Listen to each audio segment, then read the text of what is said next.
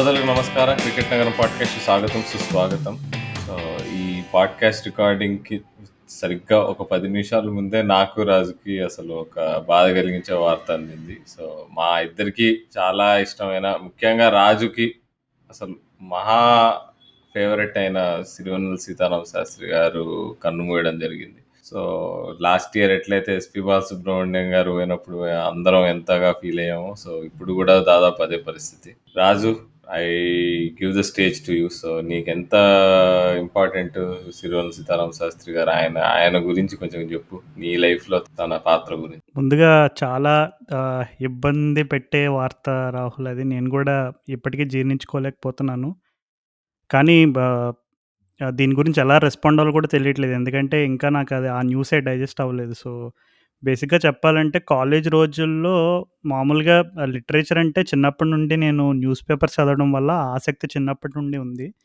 కానీ మనం కూడా ఒకటి రాయొచ్చు తెలుగులోనో, ఇంగ్లీష్‌లోనో ఏదో ఒకటి క్రియేటివ్‌గా ఒక పోయెమ్ లాగానో, లేదో ఒక చిన్న పాటలాగో మనం కూడా రాయొచ్చు అనే రకమైనటువంటి ఇన్‌స్పిరేషన్ మాత్రం నాకు తర్వాత తర్వాత సినిమాలు చూసే కొద్దీ, ఆ సినిమాలో మాటలు ఏవోటి కొన్ని గుచ్చుకుంటాయి మనకి. సినిమాలో పాట విన్నప్పుడు గానీ, లేదంటే మనం తెరపైన చూస్తున్నప్పుడు గానీ, ఆ పాట మొత్తంలో ఎక్కడో ఒక కొన్ని కొన్ని పదాలు, కొన్ని కొన్ని అక్షరాలు మనతోటి మాట్లాడతాయంటారు చూడు. అలాగా ఎప్పుడూ ఆ ఇంపాక్ట్ మాత్రం నాకు చాలా ఉండేది. కానీ అప్పట్లో నేను ఎప్పుడూ ఈ పాట రాసిందెవరు? ఈ పాట బ్యాక్‌గ్రౌండ్ ఏంటి? దీని గురించి పెద్ద ఆసక్తి చూపించేవాడిని కాదు గానీ, ఎలా అయినా సరే నేను కూడా ఇలాంటి ప్రాసొచ్చే పాట ఒకటి రాయాలని చెప్పి నేను మా క్లాస్‌లో జనరల్‌గా ఒక క్లాస్ రూమ్‌లో ఒక 60 మంది, 70 మంది పిల్లలున్నారంటే different different characters, different different personalities ఉంటారు కాబట్టి, నేను అలాగా కొన్ని కొన్ని యూనిక్ పర్సనాలిటీస్‌ని తీసుకొని వాళ్ళ పైన కొంచెం సాంగ్స్ రాయడం గానీ, లేదంటే కొన్నేమో ట్రోల్ సాంగ్స్, కొన్నేమో హైప్ ఇచ్చే సాంగ్స్ ఇట్లా అనమాట. సో, ఆ విధంగా నేను చాలా సాంగ్స్ రీరైట్ చేశాననమాట. ఆల్రెడీ మూవీలో రాసిన సాంగ్స్. సో, అట్లా మా కాలేజ్‌లో చాలామందికి మనకి ఇలాంటి స్కిల్స్ ఉన్నాయని అప్పుడే గ్రహించారు. దాని తర్వాత నేను మరలా ఇంజినీరింగ్ నుంచి జర్నలిజం షిఫ్ట్ అవ్వడానికి నాకు ఈ లిటరేచర్ పైన ఇంట్రెస్ట్ మాత్రం ఎప్పుడూ ఇంత డామినేట్ చేస్తది నా కెరియర్‌ని ఒక డైరెక్షన్ మార్చేంత డామినేట్ చేస్తదని నేనెప్పుడు ఇంజినీరింగ్ ఉన్న రోజుల్లో గ్రహించలేదు. కానీ తర్వాత తర్వాత స్లోగా ఒకసారి అంటే మన సోల్ సెర్చింగ్ అనే పదం వాడతారు చూడు ఇంగ్లీష్‌లో. ఆత్మ పరిశీలన చేసుకుంటే నా అసలైన ప్రేమ, నా అసలైన డెడికేషన్ అంతా దీనికి ఈ లిటరేచర్ ఫీల్డ్‌లోనే ఉందనేది నేను తర్వాత ఇంజినీరింగ్ ఆల్మోస్ట్ అయిపోతున్న టైంలో నేను రియలైజ్ అయ్యాను. తర్వాత నేను జర్నలిజంలోకి షిఫ్ట్ అయ్యి ఇంకా అలా అలా తర్వాత సంగతులు ఆల్మోస్ట్ మన లిజనర్స్‌కి అందరికీ తెలిసిన విషయాలే. కానీ ఎలా చెప్పాలి నాకు 'సిరివెన్నెల సీతారామ శాస్త్రి' గారి గురించి అసలు మా ఫ్రెండ్స్‌తో కూడా చాలా విషయాలు పంచుకునేటోడిని. అంటే నేను పాటలు ఆయన రాసిన పాటలు సెపరేట్‌గా చదువుకుని అసలు అందులో లోతైన విషయాలు నాకు తెలిసి ఆయనకు సంబంధించి సోషల్ మీడియాలో, యూట్యూబుల్లో గాని, ఇంటర్నెట్‌లో ఉన్న కంటెంట్ ప్రతీది పిండి పిప్పి చేశాను నేను. మొత్తం అది చదవగలిగేదైతే చదివేయడం, చూసేదైతే చూడడం ఇంకిలా ఆయన స్పీచ్‌లు, ఆయన మాటలన్నీ. సో, ఇప్పటికి గూడా అవన్నీ నాకు ఇంకా మైండ్‌లో కదులుతూనే ఉన్నాయి.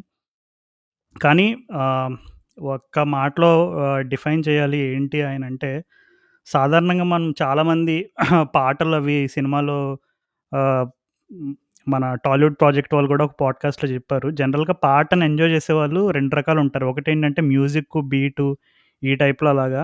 రెండోదేంటంటే సాహిత్యం. అందులో ఉండే లిటరేచర్‌ని ద్వారా పాటను ఆస్వాదించే వాళ్ళు కొంతమందుంటారు. సో, నేనైతే ఖచ్చితంగా రెండో రకమే. సో, అలాగా మన జీవితంలో అప్స్ అండ్ డౌన్స్ చాలానే ఉంటాయి ప్రతి ఒక్కళ్ళకి కూడా.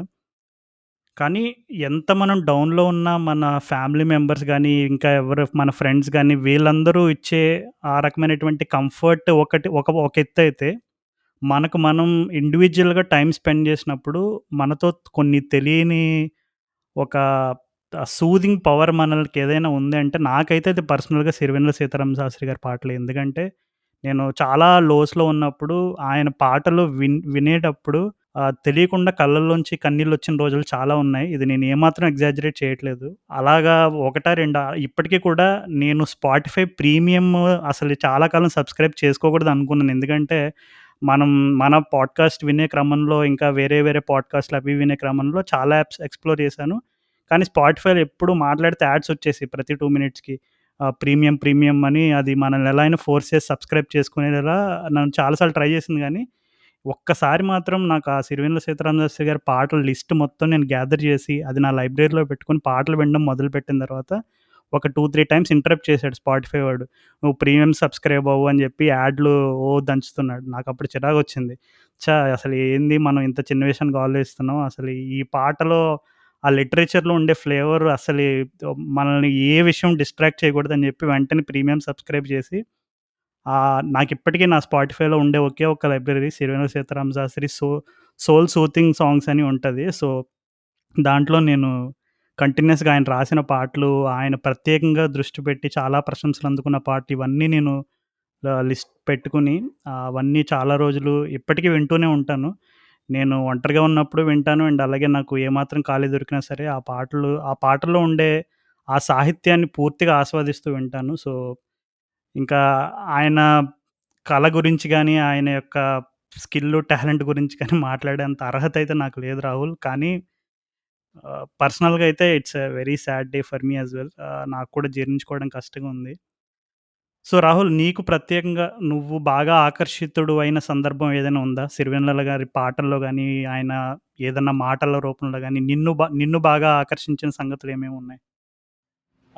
నన్నడిగితే ఇప్పుడు 'సిరివెన్నెల సీతారామ శాస్త్రి' ఎవరు అంటే ఇప్పుడు పాటలు రాస్తాడని అనుకునేవాడిని గానీ, తర్వాత తర్వాత కొంచెం పెద్దగా అయితున్న క్రమంలో ఇప్పుడు సినిమా పాటలు మనం వింటూ ఉంటాం. నువ్వు చెప్పావు 2 రకాలుగా వింటామని. మామూలుగా ఎప్పుడైనా లిరిక్స్ వైపు ఆకర్షితం అయినప్పుడు పాట ఎవరు రాసారా అని చూస్తే 99% టైము అసలు ఎప్పుడు చూసినా సిరివెన్నెల గారి పేరే కనిపించేది అసలు పాట లిరిక్స్ కింద. సో, అక్కడ అర్థమైందనమాట. ఓకే. అంటే ఈయన లెవెల్ వేరు, మిగతా పాటల రచయితల లెవెల్ వేరని చెప్పి అక్కడ క్లియర్‌గా ఉండేది. అంటే కరెంట్ తెలుగు ఇండస్ట్రీలో.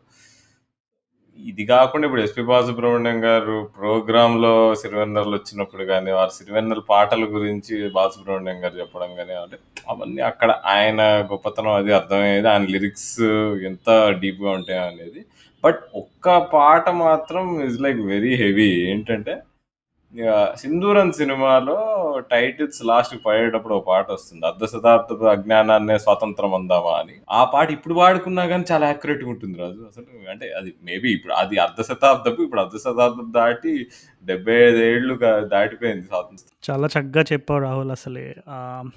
నాకు ఇంకా ఎక్కువగా నాకు లోతుగా గుర్తుండే పాట అలా వేసుకుంటూ ఉంటే లిస్ట్ చాలా పెద్దదుంది. కానీ తరచూ ఎక్కువగా వినేది అండ్ అలాగే నాకు బాగా ఆహ్లాదంగా ఈ పాట విన్నప్పుడు ఎప్పుడు కూడా అదొక తెలియని పాజిటివ్ ఫీలింగ్ వస్తదనమాట. సో, అది 'సీతమ్మ వాకిట్లో సిరిమల్ల చెట్టు' మూవీలో 'మరీ అంతగా మహా చింతక' అని ఒక సాంగ్ ఉంటది. సో, నిజంగా చాలా సార్లు మనం చాలా సందర్భాల్లో లైఫ్‌లో ఫ్రస్ట్రేట్ అవ్వడం అండ్ నెగెటివ్ ఎమోషన్స్ ఇవన్నీ కామనే. కానీ నిజంగా ఆ పాట చదివినప్పుడు అసలు అరే! ఏంటి మనం మనకుండే లైఫ్ టెన్షన్స్‌కి వాటిలకి మనం ఎందుకింత ఓవర్ రియాక్ట్ అవుతున్నాం? మనం ఎందుకింత మనకు మనమే లేనిది ఉన్నట్టు, ఉన్నది లేనట్టు ఊహించుకొని ఎందుకంత ఎగ్జాజరేట్ చేసుకుంటున్నాం అనే రకమైనటువంటి ఒక మనకు మనమే సెల్ఫ్‌గా క్వెషన్ వేసుకొని, మనకు మనమే కంఫర్ట్ ఆహ్, తెచ్చుకునే ఒక రకమైనటువంటి మంచి ఫీలింగ్ వస్తదనమాట. చాలా సందర్భాల్లో ఇప్పుడు 'సిరివెన్నెల సీతారామ శాస్త్రి' గారు కూడా చాలా ఇంటర్వ్యూల్లో చెప్పారు.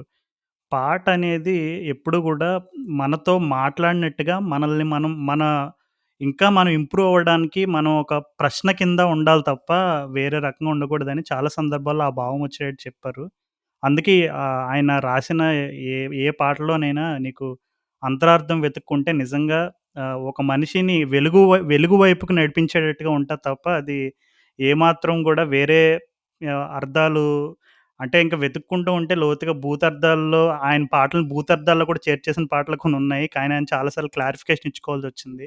నేను రాసిన కాంటెక్స్ట్ ఇది, సందర్భం ఇదని జెప్పి. సో, బేసిక్‌గా అందులో ఒక 4 లైన్‌లు చదువుతాను. మన లిజనర్స్‌కి ఖచ్చితంగా చాలా గుర్తుండిపోయే పాటది. మరీ అంతగా మహా చింతగా మొహం ముడుచుకోకల, పనేం తోచక పరేషానుగా గడబిడ పడకు అలా, మతో ఎంతగా శృతే పెంచగా విచారాల విలవిల అని స్టార్ట్ అవుతది. కానీ అసలు మధ్యలో వస్తదనమాట. ఒక సా మా మంచి లైన్స్ మధ్యలో వస్తాయి. అది ఏంటంటే, ఎండలను దండిస్తామా, వానలను నిందిస్తామా, చలినేటో తరిమేస్తామా చీపొమ్మని, కస్సుమని కలహిస్తామా, ఉస్సురని విలపిస్తామా, రోజులతో రాజీ పడమా సర్లెమ్మని, సాటి మనుషులతో మాత్రం సాగనని ఎందుకీ పంతం, పూటకొక పేచీ పెడుతూ ఏం సాధిస్తామంటే ఏం చెబుతాం, ఎక్కిళ్ళే పెట్టి ఏడుస్తుంటే కష్టం పోతుందా కదా, మరెందుకు ఈ గోల, అయ్యయ్యో పాపం అంటే ఏదో లాభం వస్తుందా, వృధా ప్రయాస పడాలా, చెమటలేం చిందించాలా, శ్రమపడేం పండించాలా, పెదవిపై చిగురించేలా చిరునవ్వులు, కండలను కరిగించాలా, కొండలను కదిలించాలా, చచ్చి చెడి సాధించాలా సుఖశాంతులు, మనుషులనిపించే రుజువు, మమతలను పెంచే ఋతువు, మనసులను తెరిచే హితువు, వందేళ్ళైనా వాడని చిరునవ్వు. సో, ఇంక నేను ఇంతకు మించి చెప్పలేను. దయతో మీకు ఈ పాట వినే అవకాశం దొరికితే ఒకసారి విని జస్ట్ ఆ లిరిక్స్ మాత్రం వినండి. I think if there is anything that defines Sirivennela గారు in a nutshell, I think that song would do a little bit of justice అని నేను అనుకుంటున్నా. సో, అది Rahul. It's a sad day but move on and talk about cricket. ఎండలను దండిస్తామా, వానలను నిందిస్తామా, చలినటో తరిమేస్తామా, చీపొమ్మని కస్సుమని కలహిస్తామా, ఉస్సురని విలపిస్తామా, రోజులతో రాజీ పడమా సర్లెమ్మని, సాటి మనుషులతో మాత్రం సాగనని ఎందుకు పంతం, పూటకొక పేచీ పడుతూ ఏం సాధిస్తామంటే ఏం చెబుతాం, ఎక్కిళ్ళే పెట్టి ఏడుస్తుంటే కష్టం పోతుందా కదా, మరెందుకు గోలా, అయ్యయ్యో పాపం అంటే ఏదో లాభం వస్తుందా, వృధా ప్రయాస పడాలా. యాహ్! సో, మనం అయితే ఇప్పుడు మొన్ననే అయిన న్యూజిలాండ్ టెస్ట్ మ్యాచ్ గురించి మాట్లాడుకుందాం. అసలు దీంతో పాటు అసలు చాలా క్రికెట్ జరుగుతోంది. ఐపీఎల్ సంబంధించి న్యూస్‌లు గంటకో న్యూస్ వస్తోంది టీమ్ రిటెన్షన్స్ గురించి. బట్ మొన్న కాన్పూర్‌లో అయిన క్రికెట్ మ్యాచ్ మాత్రం పర్ఫెక్ట్ టెస్ట్ మ్యాచ్ రాజు. చాలా రోజుల తర్వాత ఒక డ్రాన్ టెస్ట్ మ్యాచ్ జరిగింది ఇండియాలో.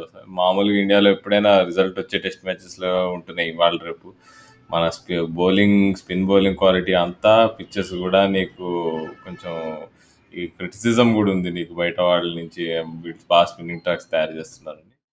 కానీ రెండు టీములు చివరికి ఎవరు బెటరా అనేది అని చూసుకుంటే India of course 9 wickets down వరకు తీసుకొచ్చారు కాబట్టి ఇండియా డిజర్వ్ టు విన్ అని చెప్పుకోవచ్చు. బట్ న్యూజిలాండ్ వాళ్ళు ఈ కండిషన్స్ లో వాళ్ళ టీంతో అంత వరకు అసలు తీసుకెళ్లి మ్యాచ్ ఫిఫ్త్ డే ఎండింగ్ వరకు తీసుకెళ్లారంటేనే చాలా పెద్ద విషయం.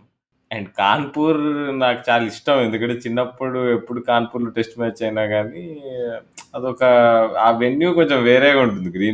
స్టేడియం పేరే గ్రీన్ పార్క్. అండ్ చిన్న ఊర్లో స్టేడియం గాబట్టి అక్కడ ఏదో ఇప్పుడు ఫెసిలిటీస్ గూడా చాలా తక్కువున్నట్టు అనిపిస్తాయి. అండ్ అదేదో మీకు మన ఇంటి పక్కన క్రికెట్ గ్రౌండ్‌లో ఆడుతున్నట్టు గూడా ఒక్కోసారి అనిపిస్తదనమాట. బట్ ఈసారి అంటే మనం ఆ లాంగ్ షాట్ వ్యూలో నీకు గ్రౌండ్‌ని చూపియడం కాన్పూర్ స్టేడియంని అది ఇది నాకెందుకో బాగా ఎంజాయ్ చేశా ఈ టెస్ట్ మ్యాచ్. అంటే టీమ్స్ బాగా ఆడటము plus coverage of the test match కూడా చాలా బాగుండే. రాహుల్, నువ్వు కాన్పూర్ అనగానే గ్రీనరీ చాలా ఒక ఆహ్లాదమైన ఫీలింగ్ తెప్పించేలాగా చెప్పావు. కానీ unfortunately Kanpur is one of the most polluted cities in India. And మనం చాలా క్లియర్‌గా ఫస్ట్ సెషన్ జరుగుతున్నప్పుడు అసలు ఫస్ట్ గంట సేపు మ్యాచ్ వీక్షించడానికి టీవీలో ఎంత కష్టంగుందో నాకు తెలిసి మన లిజనర్స్ అందరూ కూడా చూసే ఉంటారు.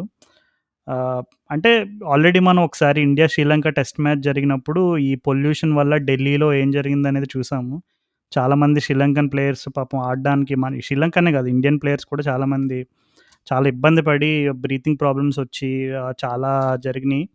సో, మరి ఇలాంటి ప్లేసెస్‌లో మ్యాచెస్ అవి ప్లాన్ చేసినప్పుడు ప్లేయర్స్ హెల్త్ పరంగా వాళ్ళకి ఏమీ అడ్వర్స్ ఎఫెక్ట్స్ లేకుండా ఉండేటట్టు ఆలోచించడం కూడా ముఖ్యం. కానీ ఈరోజు టాపిక్ అది కాదు. మనం మాట్లాడుకోబోయేది జరిగిన టెస్ట్ మ్యాచ్‌లో సంగతులు. సో, అది పక్కన పెట్టేస్తే మరి టెస్ట్ మ్యాచ్ నేను అంత డీటెయిల్డ్‌గా ఫాలో అవ్వడానికి కుదరలేదు. ఎందుకంటే నేను వేరే మ్యాచ్ కవరేజ్ చేస్తున్నాను. అండ్ దాని తర్వాత కొంచెం ఇంపార్టెంట్ పని మీద నేను ట్రావెల్ చేయాల్సొచ్చింది. సో, ఆహ్, ఈ మ్యాచ్‌లో నేను గమనించిన అంశాల గురించి కొంతమంది దగ్గర నేను తీసుకున్న ఫీడ్‌బ్యాక్‌కి సంబంధించి నాకు కొన్ని ప్రశ్నలున్నాయి రాహుల్. కొంతమంది ఏమంటున్నారంటే ఇండియా వాళ్ళు సెకండ్ ఇన్నింగ్స్‌లో ఒక క్లారిటీ అంటే ఈ పిచ్ ఇలా ఉంది కదా! ఈ టార్గెట్ సరిపోతుందేమో, లేదు ఇలా ఆడితే ఈ అప్రోచ్ ఆడితే మనకి విన్నింగ్ ఛాన్సెస్ బావుంటాయి. డిక్లరేషన్ ఇంకా కొంచెం ముందుగా లేదు అప్రోచ్ కొంచెం అగ్రెసివ్‌గా ఉండే బావుంటదని ఇలాంటి విమర్శలు నేనెక్కువ విన్నాను. సో, ఫస్ట్ అండ్ ఫార్‌మోస్ట్ అసలు ఈ ఇండియా సెకండ్ ఇన్నింగ్స్‌లో బ్యాటింగ్‌కి సంబంధించి నువ్వు గమనించిన సంగతులతో ఇప్పుడు నేను చెప్పిన ఈ విమర్శనాస్త్రాలు ఏదైతే ఉన్నాయో, వాటితో నువ్వు ఏకీభవిస్తావా? ఒకవేళ ఏకీభవించకపోతే నీ పాయింట్ ఆఫ్ వ్యూ ఏంటి దీనికి సంబంధించి? India second innings batting. Second innings batting వాళ్ళు to be fair minimum 280 total వరకు లాగితే గానీ ఇప్పుడు లాస్ అనే ఒక క్వశ్చన్ని నీకు నెగెట్ చేయలేము అనుకున్నారు. అది ముమ్మాటికి నిజమే. ఇప్పుడు నువ్వు చూసుకుంటే న్యూజిలాండ్ వాళ్ళు ఆడిన ఫోర్త్ ఇన్నింగ్స్‌లో కూడా ఒక్కసారి టామ్ లేథమ్ అవుట్ అయిన తర్వాతనే నీకు ఓకే మన వాళ్ళు కొంచెం టాప్ మీదకి వెళ్ళిపోయి వరే వాళ్ళు గెలిచే ఛాన్స్ ఉందేమో అనిపించింది. లేదంటే అప్పటి వరకు ఇక మ్యాచ్ డ్రా అయిపోతుందని ఫిక్స్ అయిపోయాం మనం. సో అప్రోచ్ సంగతి వస్తే ఫాస్ట్గా ఆడి ఉండొచ్చు కదా, డిక్లేర్ తొందరగా చేసి ఉండొచ్చు కదా అంటే ఆ పిచ్ అసలు అట్లా లేనే లేదు. అసలు బాల్ పైకి లేవట్లే. మోకాలు పైకి బాల్ రావడం అంటే గగనంలాగా ఉంది. ఇప్పుడు అది చూసాం కూడా ఫోర్త్ ఇన్నింగ్స్లో Tom Latham Kane Williamson partnership కొంచెం గమనిస్తే వాళ్ళు అటాకింగ్ ఆడారు ఆ పార్ట్నర్షిప్. నీకు విలియమ్సన్ స్టెప్ అవుట్ అయ్యి 4 కొట్టాడు. లేథమ్ కూడా నీకు లూజ్ బాల్స్ కొట్టడానికి ట్రై చేస్తున్నాడు. లేథమ్ అవుట్ అయిన పద్ధతి కూడా చూస్తే నీకు అది కొంచెం షార్ట్ అండ్ వైడ్ ఉన్నట్టు అనిపించి ఓకే చలో దీన్ని అటాక్ చేద్దాం 4 కొడదాం అని చెప్పి ట్రై చేశాడు. కానీ ఆ కండిషన్స్లో అంత నువ్వు అట్లాంటి షాట్ ఆడడం కూడా లూజ్ షాట్గా కనిపించింది అనమాట మనకి రీప్లే చూస్తే. ఎందుకు అంటే కండిషన్స్ అలా ఉన్నాయి. సో క్విక్ స్కోరింగ్ అనేది అసంభవం అసలు ఆ పిచ్ పైన 5th డే మీద. సో ఫోర్త్ డే కండిషన్స్ కూడా పెద్ద తేడా ఏం లేవు. ఇంకొంచెం బెటర్గా ఉండేమో అంతే ముందు రోజు బ్యాటింగ్కి.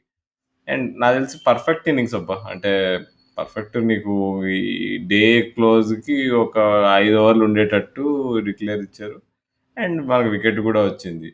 మనం ఎందుకు అవుట్ చేయలేకపోయాము లాస్ట్ డే రోజు అంటే న్యూజిలాండ్ వాళ్ళకి కొద్ది క్రెడిట్ ఇవ్వాలి. అండ్ పిచ్ కూడా నీకు కొంచెం ఫాస్ట్ టర్న్ ఉంటే నీకు బ్యాట్ ప్యాడ్ క్యాచ్లు అవి ఇవి వచ్చేవి. ఈ టెస్ట్ మ్యాచ్ మొత్తంలో చూసుకుంటే అసలు బ్యాట్ ప్యాడ్ క్యాచ్ ఒక్కటి కూడా లేదు. అన్నీ నీకు ఏదర్ బోల్డ్ లేదా ఎల్బిడబ్ల్యూ ఉన్నాయి. ఇంకా వికెట్స్ అన్నీ మెయిన్ బౌన్స్లో ఉండడం వల్లనే వచ్చినాయి. అంటే ఇప్పుడు మరి లాస్ట్ డేలో మరి విలియం సోమర్‌విల్ నైట్ వాచ్‌మెన్‌గా వచ్చాడు. సో, అతను ఒక సెషన్ మొత్తం ఆడేశాడు. సో, మరి దీనికి ఏం చెప్తావు? అంటే ఇప్పుడు విలియం సోమర్‌విల్ ఏమి ఎస్టాబ్లిష్డ్ బ్యాట్స్‌మెన్ ఏం కాదు. కాకపోతే నైట్ వాచ్‌మెన్‌గా తను మీదున్న ఎక్స్‌పెక్టేషన్స్‌ని తను ఓవర్‌కమ్ చేసి ఒక సెషన్ అంతా ఆడడం అనేది మరి మామూలు విషయం కాదు. ఎస్పెషల్లీ ఇండియన్ కండిషన్స్‌లో that too against the quality of Ashwin and Jadeja and even Akshar Patel గూడా ఇండియన్ కండిషన్స్‌లో తన యావరేజ్ గాని, తన స్ట్రైక్ రేట్ గాని చూసుకుంటే ఆల్మోస్ట్ ఇప్పుడు స్పిన్ డిపార్ట్‌మెంట్‌లో అశ్విన్, జడేజా వాళ్ళు స్టార్ట్ అయినప్పుడు వాళ్ళది ఎలా ఉండేదో, దానికంటే ఇంకా బెటర్‌గానే ఉంది. సో, ఓవరాల్‌గా కన్సిడర్ చేసుకుంటే ఇలాంటి అటాక్ పైన మరి ఆహ్, నైట్ వాచ్‌మెన్ కూడా సర్వైవ్ అవ్వగలిగాడంటే కంప్లీట్‌లీ కండిషన్సేనంటావా? లేదు బౌలర్స్ ఏమైనా కొంచెం వేరేగా అంటే చేంజ్ ఆఫ్ పేస్ గాని, చేంజ్ ఆఫ్ టాక్టిక్స్ ఏదో ఒకటి.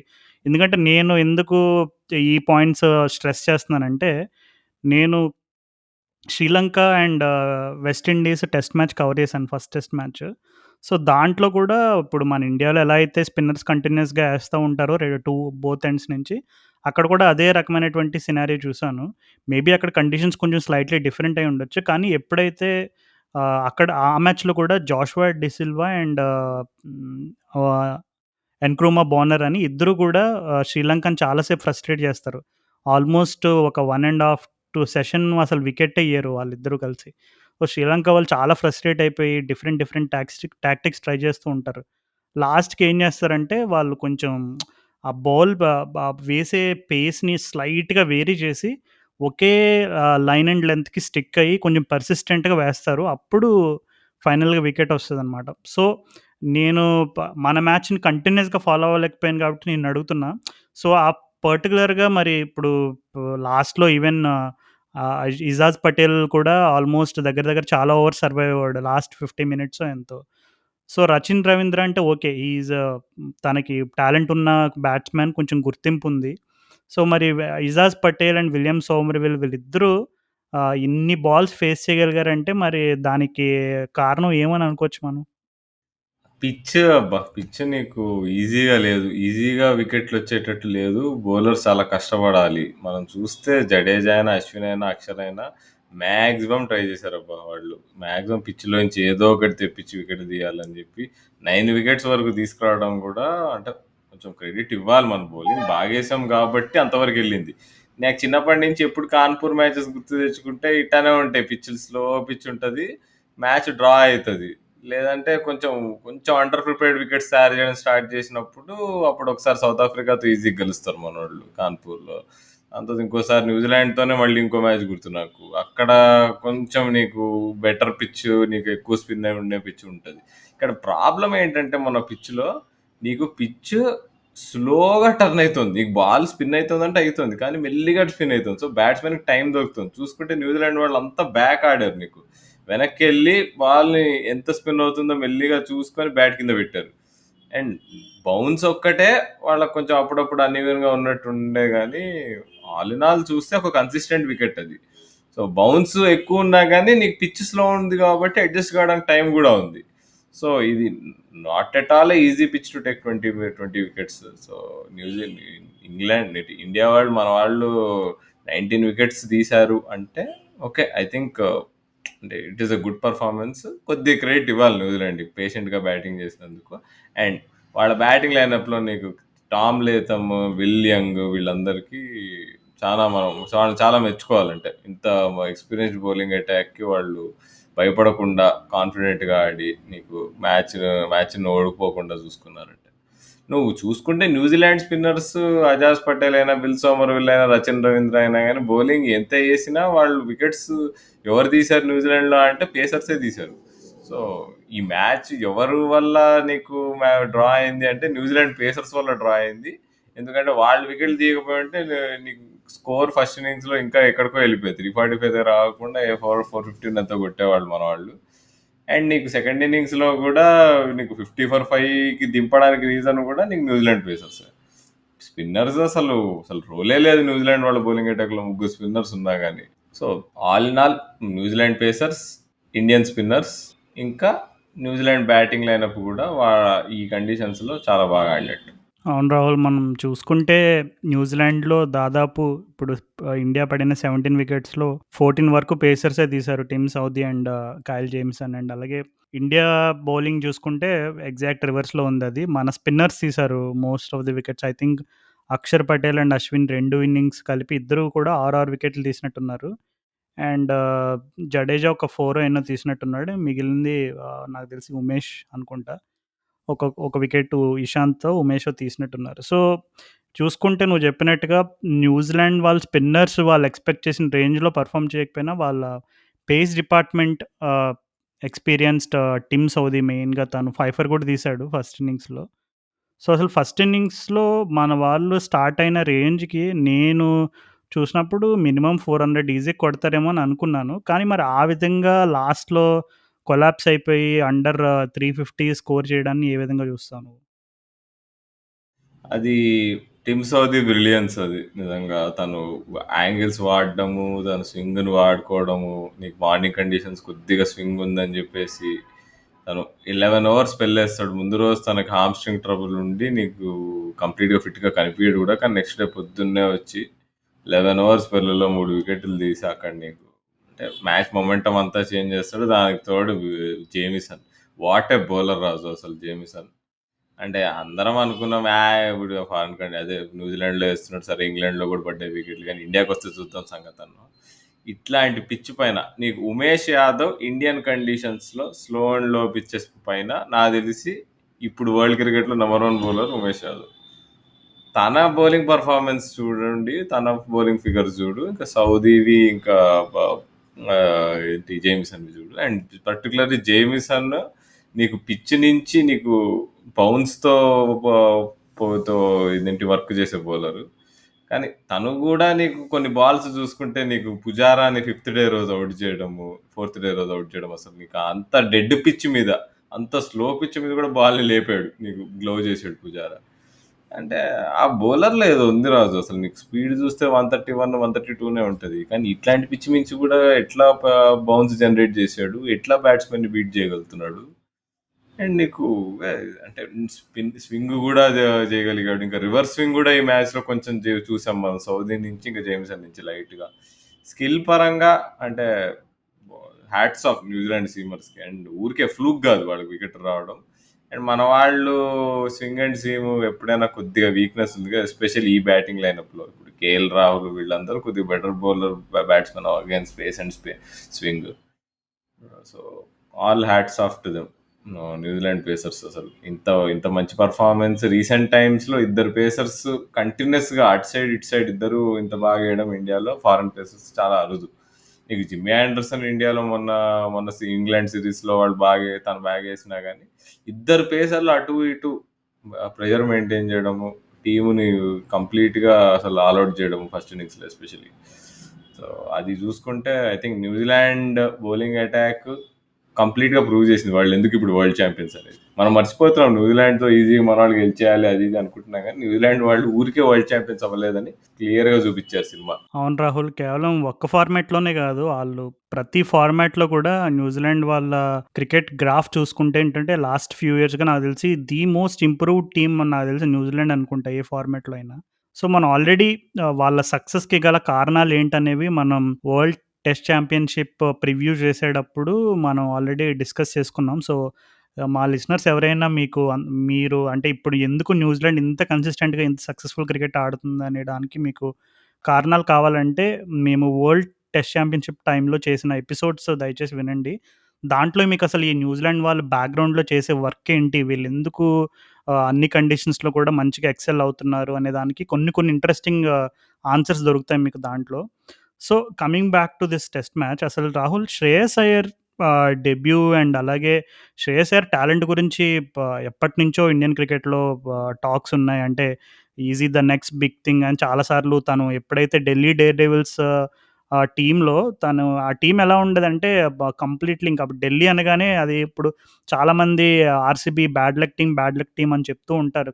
అది ఆర్సీబీ ఎక్కువ హైలైట్ అవ్వడానికి కారణం కోర్స్ విరాట్ కోహ్లీ అనే ఒక స్టార్ ప్లేయర్ ఉన్నాడు కాబట్టి ఆర్సీబీ ఇంకా ఎక్కువ ఫోకస్ అవుతుంది. అంటే చాలా ఫెయిల్యూర్ టీమ్స్ ఉన్నాయి ఐపీఎల్‌లో, కానీ ఆర్సీబీ ఎక్కువ ఫోకస్ అవ్వడానికి కోహ్లీ కొంచెం ఆ పెద్ద ఇమేజ్ ఉంది కాబట్టి ఆటోమేటిక్‌గా అది ఎక్కువ నోటీస్ అవుతది. కానీ ఢిల్లీ వాళ్ళు కూడా they had a phase where ప్రతి సీజన్ ఇంకా వాళ్ళు టాప్ 4లో ఫినిష్ అవ్వడం ఇట్లా ఒక 3, 4 సీజన్స్ నడిచినాయి వాళ్ళకట్లా. సో ఆ టైంలో ఐ థింక్ వాళ్ళు శ్రేయస్ అయ్యర్‌ని 18, 19లోనో ఎప్పుడో తనకి 18 ఉన్నప్పుడో, 19 ఉన్నప్పుడో తీసుకున్నారు.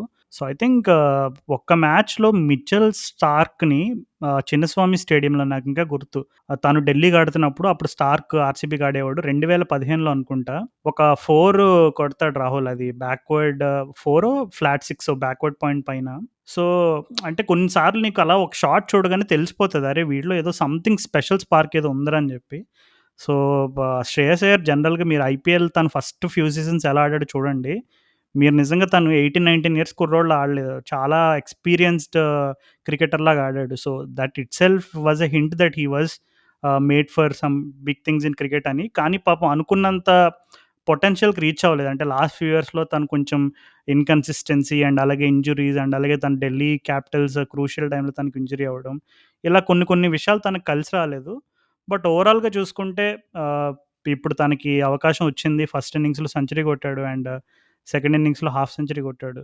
So Shreyas Iyer the batsman గురించి రాహుల్ ఈ మ్యాచ్‌లో పర్టిక్యులర్‌గా నిన్ను ఇంప్రెస్ చేసిన అంశాలు ఏమేమి ఉన్నాయి? స్పిన్ ఆడడంలో నాకు తెలిసి యంగ్ బ్యాట్స్మెన్లో శ్రేయస్ అయ్యర్ నెంబర్ 1 బ్యాట్స్మెన్. కానీ ఎంత బాగా స్పిన్ ఆడగలడో పేస్ అండ్ స్వింగ్కి అంతే స్ట్రగుల్ అవుతున్నట్టు మనం చూస్తూ వచ్చాము. ఈ మ్యాచ్లో కూడా అది కనిపించింది మనం గట్టిగా చూస్తే. తను స్పిన్నర్స్ వేస్తున్నప్పుడు వాళ్ళని అటాక్ చేసి మంచిగా రన్స్ కొట్టేసి ఇది చేసేసాడు, కానీ పేసర్స్ అగైన్స్ ఈ మ్యాచ్లో తన రన్స్ ఎన్ని కొట్టాడు, అసలు ఎంత కంఫర్టబుల్గా ఉన్నాడు, ఎన్ని బాల్స్గా ఇన్ కంట్రోల్ ఉన్నాడని చూస్తే క్లియర్గా డిఫరెన్స్ తెలిసిపోతుంది, తన వీక్నెస్ ఏంటో తెలిసిపోతుంది. కాబట్టి ఇండియా స్పెషలిస్ట్గా మేబీ శ్రేయస్ అయ్యర్ని పెట్టుకోవచ్చేమో టీంలో అని ఉంది. కానీ లాంగ్ టర్మ్గా నాకు తెలిసి ఇప్పుడు సౌత్ ఆఫ్రికా టూర్ తీసుకెళ్తే తన బ్యాటింగ్ స్టైల్, తన బ్యాటింగ్ టెక్నిక్ అది అంత అంత ఉపయోగపడచ్చు పడదనుకుంటున్నా. బట్ ఈ మ్యాచ్‌లో తను ఆడిన 2 innings top notch innings. And second innings especially wickets పడిపోయినాయి. 5 డౌన్ ఉండే. అండ్ అప్పుడు కరెక్ట్‌గా టిమ్ సౌదీ ఓ మంచి స్పెల్ ఏస్తుండే. లైన్‌గా 2 వికెట్లు తీసాడు. తర్వాత కూడా నీకు అయ్యర్ ఒక ఎడ్జ్ 4 కూడా అయింది. అప్పుడు సెకండ్ స్లిప్ లేకుండే. సో అది సర్వైవ్ అయ్యి నీకు తర్వాత అక్షర్ పటేల్‌తో, అశ్విన్‌తో పార్ట్నర్‌షిప్‌లు చేసి టీముని గట్టెక్కిచ్చాడు అసలు. సో సాహాతో, అశ్విన్‌తో పార్ట్నర్‌షిప్స్ చేసి. So and all credit to him. But అంటే I would have preferred to see Vihari. But విహారీకి వేరే ప్లాన్ వేశారు మన వాళ్ళు. ఓకే, సౌత్ ఆఫ్రికా వెళ్ళి అక్కడ టీముని లీడ్ చేసి అక్కడ రెడీ అయ్యి అక్కడ కండిషన్స్కి అలవాటు పడిపోయి ఉంటే రెడీగా నీకు టెస్ట్ సిరీస్కి ఉంటాడని. But I think India test మ్యాచెస్లో ఐ థింక్ శ్రేయస్ అయ్యర్ని తీసుకోవడంలో ఏమాత్రం తప్పు లేదు. ఎందుకంటే తను స్ట్రగుల్ అయ్యే బౌలర్స్ కానీ తను స్ట్రగుల్ అయ్యే కండిషన్స్ కానీ ఇండియాలో ఉండవు. అండ్ తన డొమెస్టిక్ యావరేజ్ చూసుకుంటే 50+ ఉంటుంది. సో అది ఊరికే రాదు కదా. బట్ నా ఒక్క బాధ ఏంటంటే ఇప్పుడు విహారీకి కూడా ఈక్వల్లీ గుడ్ ప్లేయర్ నన్ను అడిగితే. ఇప్పుడు ఇండియన్ కండిషన్స్లో ఇప్పుడు విహారీ రంజీ ట్రోఫీ యావరేజ్ 60 ఉంటుంది ఎంతో. కానీ మరి తనకు అన్యాయం జరిగిందనే బాధ అంతే. అంటే ఎప్పటినుంచో ఇప్పుడు మనం ఈవెన్ సంజయ్ మంజ్రేకర్ బుక్ గురించి మనం రివ్యూ చేసినప్పుడు కూడా చెప్పుకున్నాం. అంటే ఈ ముంబై క్రికెట్ అనే ఒక బ్రాండ్ ఏదైతే ఉందో, పర్టిక్యులర్‌గా ముంబై క్రికెట్ షాడో నుంచి వచ్చిన క్రికెటర్స్ గానీ, లేదు ఆ అకాడమీలో గ్రూమ్ అయిన క్రికెటర్స్ కానీ, ఒక రకమైనటువంటి ఒక స్పెషల్ అట్రాక్షన్ ఉంటదనేది మనకి చాలా క్లియర్‌గా అర్థమవుతుంది. ఎందుకంటే ఈవెన్ సూర్యకుమార్ యాదవ్ కూడా సెలెక్ట్ అయ్యాడు. దీన్ని బట్టి మనం ఒక అంచనా వేసుకోవచ్చు. ఎంతైనా ముంబై క్రికెట్ బ్రాండ్ ఇమేజ్ మాత్రం కొంచెం అన్ని క్రికెట్ అసోసియేషన్ కంటే ఒక మెట్టు పైలోనే ఉంటదని మనకి చాలా క్లియర్‌గా అర్థమవుతుంది దీని ద్వారా. మరి ఇప్పుడైతే రహానే మరి డ్రాప్ అయిపోతాడంటావా? Stand in captain. మర్చిపోయా రాహుల్, ఇందాక ఒక పాయింట్ యాడ్ చేయడం. ఇందాక నువ్వు అంటున్నావు గదా! అంటే ఇండియన్ కండిషన్స్‌కి మేబీ శ్రేయస్ అయ్యర్ పర్ఫెక్ట్ ఏమో అని. అంటే నాకు కూడా నువ్వు చెప్పిన ఆ వ్యూ నాకు కరెక్టే అనిపించింది. ఎందుకంటే ఇప్పుడు రహానే, పుజారా ఇద్దరు కూడా 33. సో, మరి శ్రేయస్ అయ్యర్‌కి ఇంకా టైం ఉంది. తను 26. మేబీ ఫ్యూచర్‌లో ఇప్పుడు అందరికీ తెలుసు. అంటే రహానే అండ్ పుజారా వాళ్ళిద్దరి రోల్స్ ఏంటి టెస్ట్ క్రికెట్‌లో అని. ఇప్పుడు శ్రేయస్ అయ్యర్ ఆ రోల్ క్లియర్‌గా ప్లే చేయగలడా? అంత గ్రిట్టీగా ఆడగలడా? అనేది మనకి భవిష్యత్తు సమాధానం చెప్తుంది. కానీ ఇప్పటికైతే ఇండియన్ కండిషన్స్‌లో మేబీ వాళ్ళిద్దరి స్థానంలో ఎవరో ఒకళ్ళని భర్తీ చేస్తాడని అందరూ అనుకుంటున్నారు. అది ఎంతవరకు మరి తను ఫుల్‌ఫిల్ చేయగలడనేది మనం ఫ్యూచర్‌లో మాట్లాడొచ్చు. బట్ మరి ప్రెజెంటేషన్స్ టైమ్‌లో అడిగినప్పుడు రహానే కూడా ఏమాత్రం హింట్ ఇవ్వలేదు.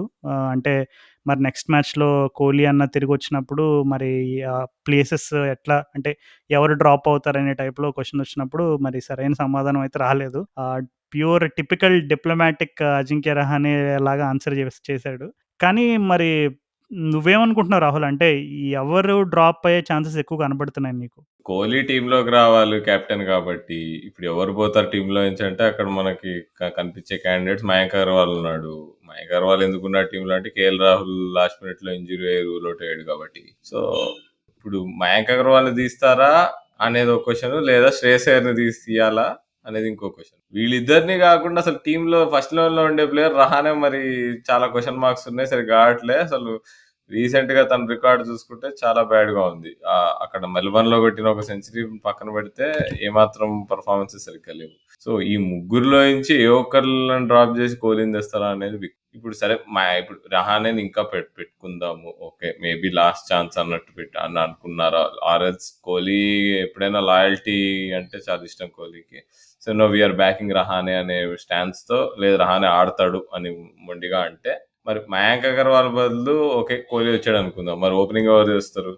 అలా కుదురుతుంది అంటావా? ఆటోమేటిక్‌గా అంటే ఆ సిట్యుయేషన్‌లోనే ఆడాలి. ఇంక అదే టీమ్ కాంబినేషన్ అని ఫిక్స్ అయితే మరి పుజారా ఆడగలడు. అంటే పుజారా ఎట్లాగో వచ్చేది నంబర్ 3. నంబర్ 3 అంటే టెస్ట్ క్రికెట్‌లో ఇండైరెక్ట్‌గా you have to be ready to face ball number 2. ఎందుకంటే టెస్ట్ క్రికెట్‌లో తెలుసు మనకి ఫస్ట్ 2 ఓపెనర్స్ ఔట్ అవ్వడం అనేది అది హైలీ పాసిబుల్ సినారియో. ఎందుకంటే ఎట్లాంటి కండిషన్స్ అయినా ఫస్ట్ 2 ఓవర్స్ రెడ్ చెర్రీ తోటి ఎలాంటి బౌలర్స్‌కైనా స్వింగ్ అనేది లభిస్తది. సో, పుజారాకి అది అంత ఛాలెంజింగ్ రోల్‌లా ఉండదు. అంటే must be used to playing in and that too Indian కండిషన్స్‌లో కాబట్టి that should not be a big factor. కానీ మరంత సాహసం చేస్తారు. ఎందుకంటే బ్యాటింగ్ లైనప్ అంతా ఇప్పుడు మూవ్ అవుతది. అప్పుడు పుజారా ఓపెనింగ్‌కెళ్తే మరలా కోహ్లీ అన్న మరి నంబర్ 3కొస్తాడా? లేదా నంబర్ 4కొస్తాడా?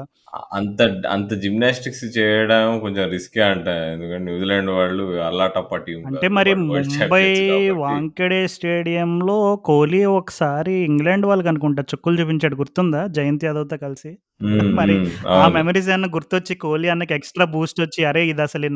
ఇది నా హోమ్ గ్రౌండ్ లాంటిది. ఇది నేను కాంక్వర్ చేయగలను అసలే. నేనొక్కడినే ఒక డబుల్ సెంచరీ కొట్టగలను. ఎప్పుడు కోహ్లీ నేచురల్‌గానే చాలా కాన్ఫిడెంట్‌గా ఉంటాడు. అండ్ అందులోకి ఈ ముంబై వికెట్ అరే! మనకి ఇది చాలా అచ్చొచ్చిన వికెట్‌రా మనకి ఈజీగా కలిసొస్తది. ఏమి పరేషాన్ పడక్కర్లేదు బ్యాటింగ్ డిపార్ట్‌మెంట్‌లో అని తను ఆ సాహసం చేస్తాడంటావా మరి ఓపెనింగ్ స్లాట్‌లో? ఓపెనింగా? అంటే పుజారానా? కోహ్లీ అన్న ఓపెన్ చేయడు. కోహ్లీ ఓపెన్ చేయడు. ఆ పుజారాని పుష్ చేసి అప్పుడు ప్రతి ఒక్కళ్ళ అంటే ప్లేస్‌ని ఒక ఐడియా ఉంది. మొన్న కామెంటేటర్స్ మాట్లాడుతుండే. ఇప్పుడు సాహా ఉన్నాడు. సాహాని ఓపెనింగ్ చేపియచ్చుగా ఏముంది? ఓకే. ఆడగలడు తను. కీపింగ్ చేస్తూ ఓపెనింగ్ చేయడం అనేది లిటరల్లీ ఇంపాసిబుల్ టెస్ట్ క్రికెట్‌లో. ఎందుకంటే ఫస్ట్ ఇప్పుడు ఆహ్, జనరల్‌గా లాజిక్ ఏంటంటే ఇప్పుడు కీపర్స్ వాళ్ళు దాదాపు అంటే టెస్ట్ క్రికెట్‌లో one of the most stressful job wicket keeping. ఎందుకంటే బౌలర్స్‌కైనా రెస్పెక్ట్ ఉంటది. బ్యాట్స్‌మెన్‌కైనా రెస్పెక్ట్ ఉంటది. కానీ కీపర్స్ ఎప్పుడు గూడా వాళ్ళు స్పిన్నర్ వేసినా, పేసర్ వేసినా కంటిన్యూయస్‌గా టైర్డ్ ఇప్పుడు ఏదైనా సరే అంటే ఇప్పుడు ఇండియా ఫస్ట్ బ్యాటింగ్ చేసినా, లేదు సెకండ్ బ్యాటింగ్ చేసినా కీపర్‌ని ఓపెన్ చేయమనడం అనేది నిజంగా అది literally it's a very challenging task. మరి అది అంత సక్సెస్‌ఫుల్‌గా ఎవరైనా చేశారేమో చరిత్రలో నాకైతే పేర్లు గుర్తులేవు. కానీ కీపర్‌ని ఓపెనింగ్ పంపించడం అనేది Saha is a very well capable batsman. No doubt about that. But considering ఇప్పుడు ఆల్రెడీ తను మొన్న ఈ ఫస్ట్ టెస్ట్ ఆడినప్పుడే తనకి కొంచెం ప్రాబ్లమ్స్ అంటే క్రాంప్స్ రావడం, బ్యాక్ ఇష్యూస్ రావడం ఇవన్నీ స్టార్ట్ అవ్వడం మనం చూసాం. సో, ఇవన్నీ అతని ఇంజ్యూరీస్, అతని ఏజ్ ఫ్యాక్టర్ ఇవన్నీ దృష్టిలో పెట్టుకొని ఇండియా వాళ్ళు అతన్ని ఓపెనింగ్ పంపించే సాహసం అయితే ఖచ్చితంగా చేయరని నేను నమ్ముతున్నాను మరి. సో, రహానే పైనే వెయిట్ అంటావా అయితే? రహానే పైన వెయిట్ అనేది మరి అది ఆహ్, నన్నడిగితే అది జరగదనుకుంటున్నా. ఎందుకంటే రహానేని తీసేసే అంత సాహసం చేయరు. కానీ గతంలో అసలే పుజారా లాంటోళ్ళని పక్కన పెడతారని ఎవరో అనుకోని టైంలో పుజారాని పక్కన పెట్టేశారు. సో, ఇది కూడా జరిగితే అంత సర్ప్రైజ్ అయితే కాదు. బట్ నేననుకోవడం మేబీ ఓపెనర్స్‌లోనే ఎవరో ఒకళ్ళు అంటే శుభ్మన్ గిల్ గాని, లేదు మయాంక్ అగర్వాల్ గాని, లేదు శ్రేయస్ అయ్యర్. వీళ్ళ ముగ్గురిలో ఎవరో ఒకళ్ళ పైన వెయిట్ పడతదేమో అని నేననుకుంటున్నా. ఇదివరకు వ the greatest Australian cricket team ఉన్నప్పుడు అప్పుడు లేట్ 90స్‌లో ఇట్లాంటి ప్లేయర్స్ నీకు జిమ్మీ మాహెర్, ఇదేంటి బ్రాడ్ హాడ్జ్ వీళ్ళందరూ డొమెస్టిక్‌లో 100, 200, 300 కొట్టుకుంటూ ఉంటే నీకు టీమ్‌లో ఛాన్స్ వచ్చేది కాదు. మైక్ హస్సీ వీళ్ళంతా ఉండేవాళ్ళు. వాళ్ళందరూ టీమ్‌లో ఛాన్స్ ఒకవేళ వచ్చినా గానీ వచ్చి రాంగానే ఒక బ్రహ్మాండంగా ఆడేసినా గానీ ఇమ్మీడియేట్‌గా ఇప్పుడు ఏ ఏ ప్లేయర్ ప్లేస్‌లో అయితే వచ్చారో వాళ్ళు ఫిట్ అవ్వంగానే వీళ్ళని పీకేసేవాళ్ళు నిర్దాక్షిణ్యంగా. మరి నిర్దాక్షిణ్యంగా అయ్యర్‌ని పీకేస్తారా అనేది క్వెషన్. కానీ కన్సిడరింగ్ మన మిడిల్ ఆర్డర్ కొంచెం నీకు రహానే ఫామ్‌లో లేడు. పుజారా ఫామ్‌లో లేడు. పుజారా కూడా నీకు రెడ్ హాట్ ఫామ్‌లో ఉంటే నాకు తెలిసి ఓకే. అయ్యర్‌ని డ్రాప్ చేద్దాం అనుకునేవాళ్ళు గానీ పుజారా కూడా కొద్దిగా ఇన్‌కన్సిస్టెంట్‌గా ఉన్నాడు. పెద్ద స్కోర్‌లు ఈ మధ్య స్కోర్ చేయట్లేదు అనేది కనిపిస్తుండగా నాకు తెలిసి ఒక ఫామ్‌లో ఉన్న బ్యాట్స్‌మెన్ ఉంటే బెటర్ ఏమో నంబర్ 5లో ఆడడానికి. New coach and new setup ఇవన్నీ మాట్లాడుకునే ముందు what about our new T20 captain Rohit Sharma? T20 captain Rohit Sharma అంటే మనకు ఆల్రెడీ చాలా సిరీస్‌లలో చూసాం. కోహ్లీ రెస్ట్ తీసుకున్నప్పుడల్లా రోహిత్ శర్మ కెప్టెన్సీ చేశాడు. బట్ ఇక్కడ ఇంట్రెస్టింగ్ కాంబినేషన్ ఏంటంటే కొత్త కోచ్‌తో పాటు కొత్త కెప్టెన్ ఉన్నాడు. ఇప్పుడు కొత్త కోచ్ అయితే చానా డిఫరెంట్‌గా తెలిసిపోతుంది రాదు. అంటే టీము ఇక అంటే ఒకటేంటంటే కెమెరా వాళ్ళు మరీ ప్రతిదానికి రాహుల్ ద్రవిడ్ ఫేస్ మీద పెడుతున్నారు. బట్ అయినా గానీ కొంచెం మేబీ యంగ్‌స్టర్స్‌ని చూస్తే కూడా కొంచెం రిలాక్స్డ్‌గా ఉన్నట్టు ఉన్నారనిపించిందా నీకు కొత్త కోచింగ్ సెటప్‌లో? అవును రాహుల్. ఆ టీ20 సీరీస్‌లో నాకు అంటే ఆటోమేటిక్‌గా నీకిప్పుడు సెటప్ అంతా మారినప్పుడు నీకు డిఫరెన్సెస్ కనబడతాయి. నాకైతే పర్టిక్యులర్‌గా ఫీల్డింగ్ చేస్తున్నప్పుడు నేను హావభావాలు గమనించాను. అంటే జనరల్‌గా రోహిత్ శర్మ ఐపీఎల్‌లో ఎలా ఉంటాడో ఆల్మోస్ట్ అలాగే ఉన్నట్టు అనిపించింది. కాకపోతే కొంచెం నేషనల్ టీమ్‌గా ఆడుతున్నాడు కాబట్టి ఆ ప్రెషర్ అప్పుడప్పుడు కళ్ళల్లో కనపడేది. 1, 2 సందర్భాల్లో మన వాళ్ళు కొంచెం లైన్ అండ్ లెన్స్ మిస్ అయినప్పుడు అశ్విన్ ఇంకా నాకు గుర్తు ఒక మ్యాచ్‌లో మంచిగా బౌలింగ్ ఏస్తూ ఉంటాడు. లాస్ట్ బాల్ లెగ్ సైడ్ ఏదో వేస్తాడు, అది 4 వెళ్ళిపోతది. సో, అట్లాంటి సిట్యుయేషన్స్‌లో కామన్‌గా కొంచెం అరే!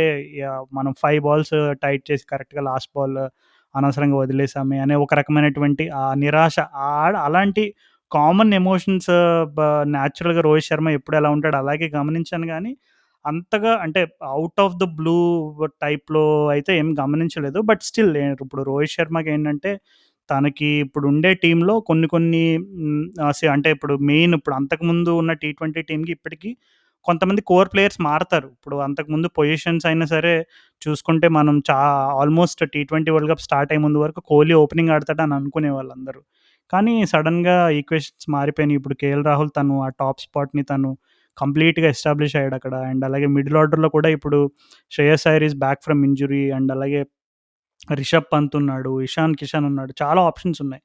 సో, వీళ్ళందరినీ నెక్స్ట్ టీ20 వరల్డ్ కప్ మరి ఆస్ట్రేలియాలో కాబట్టి మరి ఆస్ట్రేలియా అంటే లిటరల్‌గా మరి రోహిత్ శర్మ అండ్ విరాట్ కోహ్లీ ఇద్దరికీ కూడా మంచి రికార్డ్ ఉంది. కానీ మరి వాళ్ళతో పాటు ఉన్న యంగ్ టీమ్‌ని వాళ్ళిద్దరూ కలిసి ఎట్లా ఆ టీమ్‌ని మనం ఎప్పుడైతే first time T20 world cup తర్వాత నుంచి మరలా మనకి ట్రోఫీ దొరకలేదు. సో, ఆ ఆశ మరి నెక్స్ట్ ఇయర్ అయినా నెరవేరుతుందని చాలామంది ఫ్యాన్స్ కలలుగంటున్నారు మరి. ఓకే రాజు. మరైతే వాంకడేలో మన వాళ్ళు గెలిచేస్తారంటావా ఈజీగా? ఎందుకంటే పిచ్ మాత్రము ఒక ఒక రకంగా ఫాస్ట్‌గా ఉంటది. స్పిన్ ఎక్కువుంటుంది. బౌన్స్ ఎక్కువుంటుంది. స్పిన్నర్స్‌కి బ్యాట్ ప్యాడ్ ఛాన్సెస్ ఒస్తాయి. అది ఇది అనేది బాగున్నా గానీ, వాంకడేలో పేస్ అండ్ బౌన్స్ గూడా కొద్దిగా ఎక్కువుంటుంది. స్వింగ్ గూడా ఎక్కువొస్తుంది అక్కడి అక్కడ నుంచి, సీ రెడ్ నుంచి. సాయిల్ గదా పిచ్. ఆ! Red soil pitch. అంటే ఇప్పుడు పిచ్ మరీ అండర్ ప్రిపేర్ చేస్తే మాత్రం ఉత్త స్పిన్నర్స్‌కే ఉంటది. అంతేగాని కొంచెం ఒక స్పోర్టింగ్ వికెట్ ఇచ్చారనుకో, మరక్కడ మనం ఇక్కడ అసలు ఆ స్లో ఎండ్‌లో పిచ్‌లోనే జేమిసన్, సౌదీ ఏం చేశారో చూసాము. అండ్ నాకెందుకో ఈ న్యూజిలాండ్ వాళ్ళు ఈ స్పిన్నర్స్ పెర్ఫార్మన్స్ చూసి and Indian batsmen skill level చూసి ఒక స్పిన్నర్‌ని డ్రాప్ చేస్తారేమో, నాకు తెలిసి మోస్ట్‌లీ విల్ సామర్‌విల్‌ని దింపి నీల్ వాగ్నర్ ఆడతాడేమో అని నా నా డౌట్. ఏమంటావు? గుర్తుందా రాహుల్ నీకు? సేమ్ అహ్మదాబాద్‌లో గూడా రెడ్ సాయిల్ వికెట్టే. పాపం ఇంగ్లాండ్ వాళ్ళు టెస్ట్ సీరీస్ ఆడినప్పుడు ఇయర్ స్టార్టింగ్‌లో వాళ్ళు కూడా అలాగే నాకు తెలిసి ఎవరినో స్పిన్నర్‌ని డ్రాప్ చేసి పేసర్‌ని యాడ్ చేసుకున్నారు. స్టూవర్ట్ బ్రాడ్‌నో ఎవరినో. థర్డ్ టెస్ట్‌కో, ఫోర్త్ టెస్ట్‌కో కంప్లీట్ బ్యాక్ ఫైర్ అయింది. జో రూట్ 5 కూడా తీసాడు. సో, మేబీ న్యూజిలాండ్ వాళ్ళు మరి పిచ్‌ని గనక ఏమాత్రం కొంచెం తప్పుగా అంచనా వేస్తే తెలుసు కదా! ఇండియన్ కండిషన్స్‌లోనే కాదు, ఏ కండిషన్స్‌లో అయినా టెస్ట్ మ్యాచ్‌లో మనం పిచ్‌ని తప్పుగా అంచనా వేసి టీమ్ సెలక్షన్ తప్పు, అందులోకి బౌలింగ్ డిపార్ట్‌మెంట్‌లో మనం మిస్టేక్స్ చేశామంటే there is no route for comeback, అది సింపుల్‌గా చెప్పాలంటే. సో, మరి న్యూజిలాండ్ వాళ్ళు జనరల్‌గా హ్మ్. మరి కొంచెం టాక్టికల్‌గా బానే ఉంటారు ఎప్పుడు గూడా. సో, ఆ రకమైనటువంటి మిస్టేక్ చేయరేమో, పిచ్‌ని తప్పుగా అర్థం జేసుకోవడం అలాంటి మిస్టేక్స్ చేయరేమో అని నేను అనుకుంటున్నా. అంటే నాకు తెలిసి పిచ్‌ని చూస్తే గాని మనకు ఫుల్ ఐడియా రాదు. అండ్ మూడొంతులు నీకు టెస్ట్ మ్యాచెస్‌లో ఎప్పుడైనా వాంకడే నీకు స్పిన్నింగ్ పిచ్చే. నీకు కొన్ని మ్యాచెస్ 3 రోజుల లోపలే అయిపోయినాయి. నీకు మోస్ట్ ఫేమస్‌గా ఒకటి మనకి ఎదురు దెబ్బ తగిలిన మ్యాచ్ గుర్తు తెచ్చుకుంటే ఇంగ్లాండ్‌తో 2012లో మనం ఈజీగా గెలిచేస్తాం అనుకుంటే వాళ్ళు బాగా ఏసేసారు. అండ్ మనం ఈ అజాజ్ పటేల్ చాలా హారబుల్‌గా ఏసాడు గానీ ఫస్ట్ టెస్ట్ మ్యాచ్‌లో యాక్చువల్ తన లెవెల్ కొంచెం ఎక్కువనే. తను ఎందుకో సరిగ్గా లెన్స్ ఎయలేదు. మన బ్యాట్స్‌మెన్ అంతా టార్గెట్ చేశారు. ఎస్పెషల్లీ శ్రేయస్ అయ్యర్ గాని. ఒకవేళ కొంచెం ఒక బౌన్స్ ఉన్న పిచ్ ఉండి తనకు కొంచెం ఒక లెంత్ మీద సెట్ అయితే నాకు తెలిసి తను డేంజరస్ బౌలరే ఉంటాడు. అండ్ రచిన్ రవీంద్ర యాక్చువల్లీ స్టెడీగా ఏస్తున్నాడు బౌలింగ్. తను యాక్చువల్లీ చాలా ఫాస్ట్‌గా ఏస్తున్నాడు. ఒకవేళ నీకు ఫాస్ట్ టర్న్ ఉంటే రచిన్ రవీంద్ర కూడా డేంజరస్ బౌలర్ అయితాడు. కానీ విల్ సోమర్‌విల్ ఒక్కడే నాకెందుకో considering play spin very well, తనకు రోల్ పెద్దగా ఉండదు. అండ్ నాకెందుకో అది ఈ ఇద్దరు స్పిన్నర్లు చేయగలరేమో. ప్లస్ విలియమ్సన్ కూడా బౌలింగ్ ఏసేస్తే సరిపోతదేమో అనుకుంటున్నా. విలియమ్సన్ ఇప్పటికే అన్ని రకాలుగా పాపం తనని ఆల్రెడీ కొంచెం షోల్డర్ ప్రాబ్లమ్‌తో ఉన్న వరల్డ్ కప్ అలా దాటుకుంటూ వచ్చేసాడు. తర్వాత టీ20 సీరీస్‌కి తను బ్రేక్ తీసుకొని ఆడాడు. సో, అంటే సందర్భం వస్తే ఖచ్చితంగా వేస్తాడు. అక్కడక్కడ 1, 2 ఓవర్లు. కానీ మరి అతను అంటే జో రూట్ లెవెల్‌తో అంటే జో రూట్ కంటే ఇంకా ఒక 2 మెట్లు కిందే ఉన్నాడు. అంటే బౌలింగ్ డిపార్ట్‌మెంట్ పరంగా నేను చెప్తున్నాను. జో రూట్ ఏంటంటే కొంచెం తనకి కొన్ని సార్లు సిట్యుయేషన్స్ ఫోర్స్ చేసినాయి. ఎందుకంటే ఇప్పుడు మోయిన్ అలీ లాంటోళ్ళని లేదు ఉన్న స్పిన్నర్‌ని డ్రాప్ చేయాల్సిన సందర్భంలో తనే మెయిన్ స్పిన్నర్ పోషించాల్సిన ఆ పాత్ర పోషించాల్సిన సందర్భాలు చాలా వచ్చినాయి. కానీ కేన్ విలియమ్సన్ ఇప్పటివరకు అలాంటి సందర్భం రాలేదు. కానీ ఒకవేళ అండ్ సిచ్యువేషన్ డిమాండ్ చేస్తే వేస్తాడు ఖచ్చితంగా. ఇప్పుడు ఒకవేళ వాళ్ళు వ్యాగ్నర్ ఆడించినా ఆడించకపోయినా నాకు తెలిసి డేంజరస్ సిచ్యువేషన్ మనకి ఎక్కడి నుంచి వస్తుంది అంటే విలియమ్సన్ నుంచి వస్తుంది. మనం చూసాం కూడా విలియమ్సన్ ఎప్పుడు పెద్ద సిచ్యువేషన్స్ ని ఈజీగా వదలడు. మనం he T20 world saves cup his final best for the చూసాము, లాస్ట్. అంతే వరల్డ్ టెస్ట్ ఛాంపియన్షిప్ ఫైనల్ చూసాము. అక్కడ కొట్టిన 2 హాఫ్ సెంచరీస్ అయినా, వరల్డ్ T20 ఫైనల్లో కొట్టిన 85 అయినా, అండ్ ఇండియాలో ఒక బ్యాట్స్మెన్ బాగా ఆడితే వచ్చే ఆదరణ మామూలుగా ఉండదు. ఈ బౌలింగ్ అటాక్ పైన Ashwin the legend 420 test wickets, ఇంకా పక్కా 600 వికెట్స్ తీస్తాడు ఇట్లానే ఇంకో 2 ఏళ్ళు ఆడితే. సో అండ్ జడేజా, అక్షర్ పటేల్ ముగ్గురు సూపర్ బౌలర్స్. వీళ్ళ పైన గట్టిగా నేను ఈ సెంచరీ కొట్టాల్సిందే అని గట్టిగా అనుకొని ఉంటే మన వాళ్ళకి కష్టమే. So I think last test will not be easy, especially న్యూజిలాండ్తో. వాళ్ళు బాగా ప్లాన్డ్గా ఉన్నారు. ఎంత ప్లాన్డ్గా ఉండే అంటే T20 సిరీస్ అసలు పట్టించుకోలేదు. ఇక వచ్చామా ఆడదామా పోదామా, ఇక టెస్ట్ మ్యాచ్లు ఎప్పుడు స్టార్ట్ అవుతాయి అన్నట్టే ఉండే. సో యా, నా మోస్ట్ ఇంట్రెస్టింగ్ టెస్ట్ మ్యాచ్ అవ్వబోతుంది నాకు మరి తెలిసి. అప్పట్లో ఈ మనం ఈ హసీబ్ హమీద్కి సెంచరీ ఇచ్చుకున్నాం. మరి ఇప్పుడు మన ఇండియన్ కుర్రాడు రచిన్ రవీంద్ర కూడా ఒక సెంచరీ సమర్పించుకుంటామా?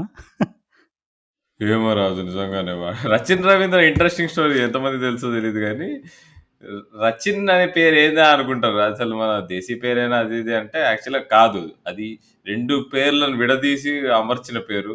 రా అనేది రాహుల్ ద్రవిడ్ పేరు నుంచి తీసుకొని, సచిన్ అనేది సచిన్ టెండూల్కర్ పేరు నుంచి తీసుకొని రచిన్ అనే పేరు అంటే పెట్టారు వాళ్ళ సవర్ణ అమ్మ దీర్ఘ నాన్న. అంటే సంధా రాహుల్ అది? అంటే వీళ్ళకి అసలు రాక్షస సంధి అంటారేమో దీన్ని. రాక్షస సంధి అంటే నీకు ఏమీ అసలు అర్థం లేని పదాలని తయారు చేసే క్రమంలో చేసే సంధిని రాక్షస సంధి అంటారు. సో ఇదే ప్రాబబ్లీ. సో అవును. అంటే మరి రచిన్ రవీంద్ర తను అక్కడ న్యూజిలాండ్‌లో వెల్లింగ్టన్‌కి ఆడతాడు. అండ్ అలాగే అజాజ్ పటేల్ కూడా వెల్లింగ్టన్. ఇద్దరు వెల్లింగ్టన్ ఫైర్ బర్డ్స్‌కి ఆడతారు. అక్కడ సో ఇద్దరు కూడా అంటే చాలామంది మొన్న ఏంటి అసలు వీళ్ళిద్దరూ వికెట్ పడట్లేదు అని చాలా ఫ్రస్ట్రేట్ అయిపోయి ఉంటారు లాస్ట్ వరకు. ఎంపైర్స్ ఏమో బ్యాడ్ లైట్ కోసం లైట్ మీటర్ తీసి చెక్ చేయడం. ప్రతి ఓవర్ అయిన తర్వాత ఆ టెన్షన్ ఇదంతా అసలు ఈ బిల్డప్ ఇదంతా కూడా ఏంటి బ్యూటీ ఆఫ్ టెస్ట్ క్రికెట్ అంటే అదే. ఈవెన్ డైయింగ్ మూమెంట్స్‌లో కూడా నీకు ఆ థ్రిల్ ఉంటది. సో అది అంటే ఇప్పుడు వేరే ఫార్మాట్‌లో అనుకో, ఒరేయ్ 3 బాల్స్‌కి 10 కొట్టాలి, లేదు ఒక వికెట్ తీయాలి, లాస్ట్ బాల్ 2 రన్స్, డ్రా, టై ఇట్లాంటియన్నీ ఉంటాయి. కానీ టెస్ట్ క్రికెట్‌లో ఆ వెయిటింగ్‌లో ఉండే మజా అంటే ఒక బ్యాట్స్‌మ్యాన్ డిఫెన్స్‌ని కంప్లీట్‌గా అంటే ఇప్పుడు ఈవెన్ మొన్న అజాజ్ పటేల్ అండ్ రచిన్ రవీంద్ర ఇద్దరు ఆడుతున్నప్పుడు కూడా చాలా మూమెంట్స్‌లో రౌండ్ అంటే బ్యాట్స్‌మ్యాన్ చుట్టూ ఉండే ఫీల్డర్స్, షార్ట్ లెగ్, కీపరు వీళ్ళందరూ ఎవరైతే ఉన్నారో వాళ్ళు ప్రతి 2 బాల్‌కి ఒకసారి అయిపోయింది వీడు పెద్ద షాట్ ఆడడానికి ట్రై చేస్తున్నాడు చూడు చూడు. ఈవెన్ మన శ్రీకర్ భరత్, మన ఆంధ్ర కుర్రోడైన శ్రీకర్ భరత్ కూడా తమిళ్‌లో, తెలుగులో అన్ని రకాలుగా అన్ని భాషలు ప్రయోగించి బ్యాట్స్‌మెన్‌ని ఏదో ఒక రకంగా కొంచెం ఇంటిమిడేట్ చేయడానికి ప్రయత్నం చేశాడు గానీ లాస్ట్‌కి వర్కౌట్ వై అవ్వలేదు. డిడ్ యూ డూ దాట్ అని కామెంటరీలో అంటాడు అనుకున్నావు సైమన్ డూర్లు. Why did you do that అనాల్సి వస్తుందేమో నువ్వు అనుకున్నావా? నాకు తెలుసు నువ్వు ఎవరిని రిఫర్ చేస్తున్నావు ఇక్కడ. ఫజీర్ మహమ్మద్ అని ఒక famous West Indian commentator Shannon Gabriel ఆడినప్పుడు ఆ రకమైనటువంటి కామెంట్ వస్తది. నిజంగా అంటే అక్కడ చూస్తే మ్యాచ్ చివర్లో గూడా వాళ్ళిద్దరూ అంటే ఆ పార్ట్నర్‌షిప్‌కి ఎందుకు అంత బాగా వాళ్ళు ఆడగలిగారంటే, వాళ్ళిద్దరికీ కూడా మనం చెప్పుకున్నట్టు ముందుగానే వెల్లింగ్టన్‌కి ఇద్దరు డొమెస్టిక్ క్రికెట్‌లో ఒకే టీమ్‌గా ఆడతారు. సో, వాళ్ళిద్దరికి ఆ రకమైనటువంటి అండర్‌స్టాండింగ్ ఉంది. సో, అందుకే మనం చూసుకుంటే రచిన్ రవీంద్ర కూడా కంగారు పడలేదు. జనరల్‌గా నంబర్ 11 బ్యాటింగ్ చేస్తున్నప్పుడు నంబర్ 10, 11 మనం ఒకసారి చూసాం. మన లక్ష్మణ్ అన్న చూపించాడు. తను బ్యాట్ ఎత్తితే విశ్వరూపం ఎలా ఉంటదని జెప్పి. సో, ఆ రకమైనటువంటి ఇన్సిడెంట్స్ ఏమన్నా చూస్తేమో అని చాలామంది భయపడ్డారు. అంటే నంబర్ 11 బ్యాటింగ్ చేస్తున్నప్పుడు చాలా కంగారుగా అరే! అరే! జాగ్రత్తగా చూసుకో, అరే! బాల్ స్పిన్ ఏస్తున్నాడు, అరే! ఈ రకంగా టర్న్ అవుతుందని చాలామంది ప్రెషర్ పెడతారు. కానీ చూసుకుంటే రచిన్ రవీంద్ర ఏం లేదు. నీకు ఒకవేళ ఒక ఓవర్ తిను ఆడుతున్నాడు, ఒక ఓవర్ తను ఆడాల్సొస్తే ఏం లేదు. జస్ట్ ఊరికే గ్లౌస్ పంచేసి, అరే! మంచిగా ఆడుకో అని ఒక చిన్న మాట చెప్పి ఎళ్ళిపోయినట్టు ఉంటది. అంటే అలా నీకు వాళ్ళు ప్రెషర్ కూడా లేకుండా అంత బాగా డిఫెండ్ చేయడం అనేది నిజంగా కమెండబుల్ ఎఫర్ట్ అది. సో, చూద్దాం మరి. వాంఖెడేలో మరి మన వాళ్ళు ఉన్న రికార్డ్‌ని కాపాడుకుంటారో, లేదు మరి రివర్స్ అవుతదో చూడాలి మరి. ఓకే. సో, మళ్ళీ మనం సెకండ్ టెస్ట్ మ్యాచ్ తర్వాత సో, మనం మన ప్రౌడ్ హోమ్ రికార్డ్‌ని కాపాడుకుంటామో విన్నింగ్ సీరీస్‌తో, లేదంటే ఇంకోసారి మళ్ళీ ఈ సెకండ్ టెస్ట్ మ్యాచ్ కూడా డ్రా చేసుకొని కొంచెం okay, hats off to world champions అంటాము, లేదంటే మ్యాచ్ ఓడిపోతాము అనేది చూసుకొని మళ్ళీ ఎపిసోడ్ చేద్దాము. అప్పటికి ఐపీఎల్ రిటెన్షన్స్ కూడా పూర్తయ్యి మనకి ఫుల్ లిస్ట్ వచ్చి ఉంటుంది, వాళ్ళ రాత్రికి వచ్చేస్తుంది. డేవిడ్ బై ఆల్రెడీ లేడు. చూద్దాం మరి, చూసుకొని కొట్లాడుకోవడమే ఇక. ఏ రషీద్ అన్న లేడు ఇంకా మీ హైదరాబాద్కి. ఎట్లా మరి? బాయ్ పాపం ఏదో బాయ్ బాయ్ లేడు బాయ్. నెగోషియేషన్స్ ఏదో చేయడానికి ట్రై చేశారంట అబ్బా, కానీ మరి వర్కౌట్ అవ్వలేదంట. కానీ ఏమో అంటే ఒక రకంగా ఇప్పుడు రషీద్ ఖాన్ #1 T20 బౌలర్, తనకంటే ఇప్పుడు ఇంకో ప్లేయర్కి ఎక్కువ డబ్బులు ఇస్తున్నారు తన టీం వాళ్ళు అంటే అది కొంచెం ఆహా, మరి నేను వరల్డ్లో నాకంటే బెటర్ బౌలర్ ఎవరు లేనప్పుడు నాకే ఎక్కువ డబ్బులు రావాలి కదా, నాకే అన్నట్టు అడగడం కరెక్టే. కానీ మరి ఏమో ఇక మరి ఒక్కోసారి ఇప్పుడు ధోని ఏమన్నాడు, ఇప్పుడు నేను వేరే ప్లేయర్స్ కోసం అని చెప్పి నేను తక్కువ డబ్బులు తీసుకోవడానికి రెడీ అన్నాడు. కానీ మరి అందరికి అంత ఉదార హృదయం ఉండదు అందరికీ. అసలు ఈ డైలాగ్తో మన కొంతమంది స్పెషల్ లిజనర్స్ అసలు ఎగిరి గంతేస్తారు రాహుల్. కానీ అది 100కి 100% నిజం. ధోని తను ఏదైతే చెప్పాడో తను నిజంగా తను లాస్ట్ మ్యాచ్ కూడా పాపం చెన్నైలో ఆడాలని చెప్పాడు. సో హోప్ఫుల్లీ ఇప్పుడు వచ్చే ఇయర్‌లో మరి ఇంకా మరి మెగా ఆక్షన్స్‌కి సంబంధించి ఇంకా ఏమేమి సర్ప్రైజెస్ చూడబోతున్నామో, ఏ టీమ్‌లో ఎలాంటి ఫ్రెష్ ఫేసెస్ ఏమేమి చూడబోతున్నామో, ఏ టీమ్ కోర్ ఎలా ఉండబోతుందో చాలా క్వెషన్ మార్క్స్ ఉన్నాయి. ఈవెన్ అభిషేక్ కూడా మెసేజ్ చేశాడు దాని గురించి డిస్కస్ చేయమని. బట్ ఇప్పుడు మనకున్న అఫీషియల్ ఇన్ఫర్మేషన్ ప్రకారం మనం అంత లోతుగా అయితే విశ్లేషించలేము వాటి గురించి. ఓకే, మరి మళ్ళీ సెకండ్ టెస్ట్ మ్యాచ్ తర్వాత కలుద్దాం. తర్వాత సౌత్ ఆఫ్రికా టీమ్ అనౌన్స్ చేస్తారు. మనం ఆ టూర్ అవుతుందో లేదో చిన్న డౌట్ కూడా ఉంది. బట్ ఐ థింక్ మన వాళ్ళు మేనేజ్ చేసేస్తారు, బికాస్ సౌత్ ఆఫ్రికా వాళ్ళకి చాలా కష్టాలు ఉన్నాయి. సో ఈ సిరీస్ క్యాన్సిల్ అయితే పాపం వాళ్ళు చాలా లోతుల్లోకి దిగిపోతారంట అప్పుల్లో. సో ఆ పరంగా అయినా కానీ మన వాళ్ళు కొద్దిగా రిస్క్ ఉన్నా కానీ ధైర్యం చేసి పోవాలనే కోరుకుంటున్నాను నేను. అవునవును. సో రీసెంట్‌గా మనం చాలా న్యూస్ వింటున్నాం. అంటే లైక్ ఏదో కొత్త వేరియంట్ వచ్చింది, మరలా కొత్త కోవిడ్ వేవ్ స్టార్ట్ అవబోతుందని చాలా న్యూస్‌లు వస్తున్నాయి. సో దయచేసి అందరూ జాగ్రత్తగా ఉండండి. అంటే అంతా సేఫ్ అయిపోయింది, మరలా లైఫ్ బ్యాక్ టు నార్మల్ అని ట్రావెల్స్ అండ్ ఇట్లాంటి అనవసరమైన ప్లాన్స్ ఏమైనా ఉంటే కట్ చేసుకోండి. ఒకవేళ అత్యవసరంగా ఎక్కడికైనా వెళ్ళాల్సిన సందర్భాలు, జర్నీలు చేయాల్సి వచ్చినా సరే please try and follow all the safety protocols ఏవైతే ఉన్నాయో. మాస్క్స్ యూజ్ చేయడం కానీ, అండ్ అలాగే శానిటైజర్స్ రెగ్యులర్గా యూజ్ చేయడం కానీ, ఎక్కడికైనా పబ్లిక్ ప్లేస్కి వెళ్ళినప్పుడు కొంచెం ఎక్స్ట్రా కేర్ఫుల్గా ఉండడం, ఇవన్నీ ఫాలో అవ్వడం మర్చిపోకండి. సో మరలా మనందరం ఇండియా న్యూజిలాండ్ సెకండ్ టెస్ట్ అయిన తర్వాత, ముంబై టెస్ట్ మ్యాచ్ అయిన తర్వాత ఆ ముచ్చట్లతో కలుసుకుందాం. అంతవరకు మా పాడ్కాస్ట్ వింటూ ఉండండి, అండ్ అలాగే మీ ఫ్రెండ్స్తో కూడా షేర్ చేయండి. సో మరలా మనం అందరం కలుసుకునేంత వరకు నా తరపు నుండి అండ్ అలాగే రాహుల్ తరపు నుండి టాటా అండ్ గుడ్ బై.